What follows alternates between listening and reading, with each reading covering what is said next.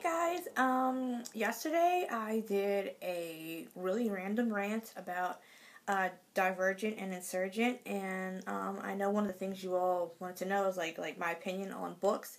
So instead of making some really time-consuming, video, like I know you guys are still waiting for my Why Do I Write Part 2 video, and I posted on my Tumblr about a video that I'm currently editing right now that's going to take some time, so while you guys are waiting for that, I wanted to do just a quick little video about a book series that I'm just not going to finish.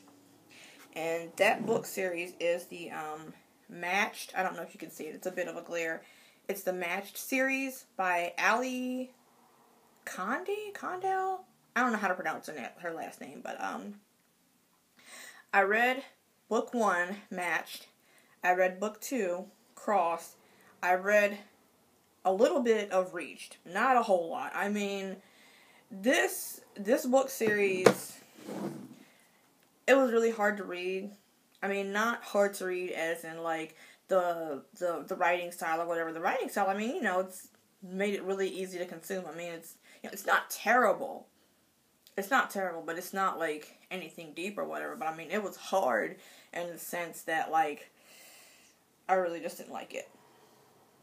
It was stereotypical YA dystopian fanfare. In this dystopian society, the government picks who you can, have as your boyfriend or have as your husband. And there's a huge ceremony. It's the matching ceremony. It's a huge ceremony. And I think, I'm trying to remember because it's been a while since I've read it. I think you're supposed to be like 15 or 16 when you have your ceremony.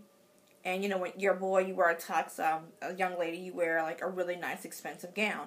And our main character, she goes to her ceremony, and she's not all that shocked at the person who she's matched with who's going to be her husband. And it's this typical YA. It's the boy next door. And I think his name is Xander. And you get a chip that has all of the person you're supposed to be matched with has all their information. You can watch that, and, that's a way for you to get to know the person you're going to be matched with. But when she takes her chip and she puts it into the port, I don't know why they just don't say TV, whatever. This other boy's face and this other boy's information pops up. So basically, the first book is just her trying to figure out, like, what is she going to do? Like, is she going to tell her parents? Is she going to tell the people that she knows that the information on the chip does not match with the person who she was actually matched with? And then also at the same time, she's getting to know this other boy whose face and whose information was on the chip that she was given the night of her matching ceremony. So that's pretty much book 1. There's some other stuff where, like, her grandfather dies, and, they're trying to conserve land, and they're trying to conserve this, and resources, and stuff like that, so everyone has a scheduled appointment for when they die, and you get to choose a last meal, and she's really torn up about it, and it's just some other stuff that I just did not really care. I really didn't care. The other thing about this world is, people have these pills. There are 3 pills. I know one's red, one's blue. I can't remember the other color for the third pill because I don't think that pill was too important. The pill that they kind of that are kind of significant is the red pill and the blue pill, and I won't spoil those things for the pills and stuff like that and what they do, but that's really the only thing that kind of, makes it different from the other stereotypical YA books that are out there, are these strange pills, and they kind of, the author, she just kind of strings you along and doesn't really say much about these pills, but that was really the only thing that was keeping me going. I was like, what are these pills? Like, what are they for? Like, why do they have them? And you're supposed to keep them, and if you lose one, that's like a big deal. So, that pretty much ends the first book, Matched. And Crossed, her family gets captured.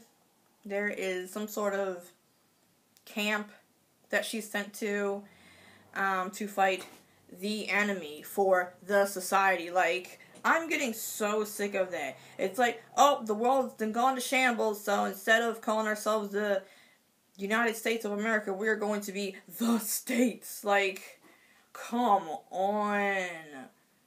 Like, I sincerely doubt that would actually happen. It's just so stereotypical, and it's just so stupid, and I'm so sick of it.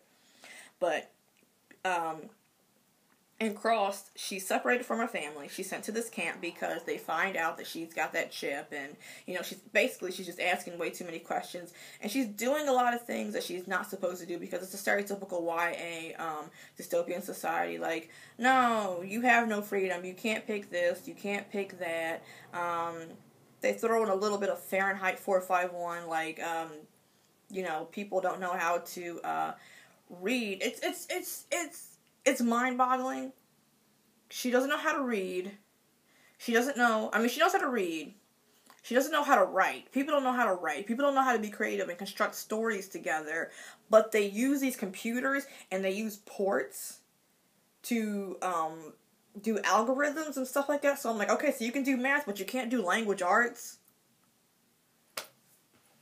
Whatever. So, she gets captured. She's sent to this camp. And her entire motivation is, I gotta get out of this camp.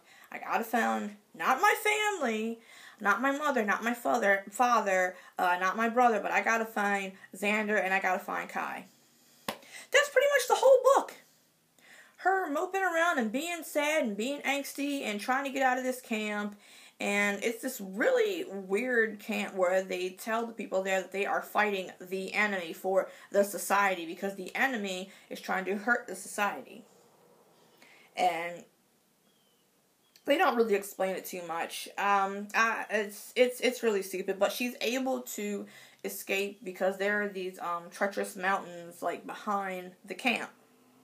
And that's the entire book. The entire book is literally her climbing this mountain, going across this desert, climbing a mountain, finding a small pocket of resistance from where these people, I think they were able to stay separated from the society and they were able to live their own life, but I think the society found them and they just kind of haul-tailed it, so it's like all these like interesting aspects and things that they'd never heard of or seen before, and it's like her and this really shifty kind of weird girl. She, her actions, the way she acts and the way she can't be trusted, she kind of reminds me of, Foxface from, The Hunger Games. Like, she's really weird. I'm like, why are you trusting this girl?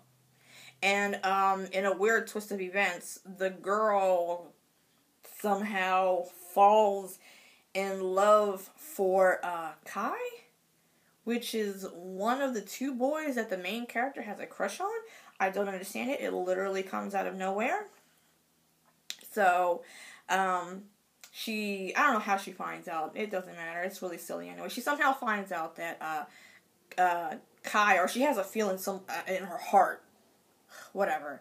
She totally read the script. That's how she found out. She finds out that Kai is, a part of the resistance. So, the other half of the book is her getting to the resistance, and she ends up finding Kai, and it's like, that was the whole purpose of the book. She's going on this long, incredibly unnecessary journey to find this boy, and she finds him, and then they split up. What's the point?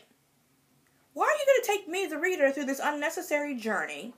She does what she's supposed to do, and then it's like, nope, we're just going to split up.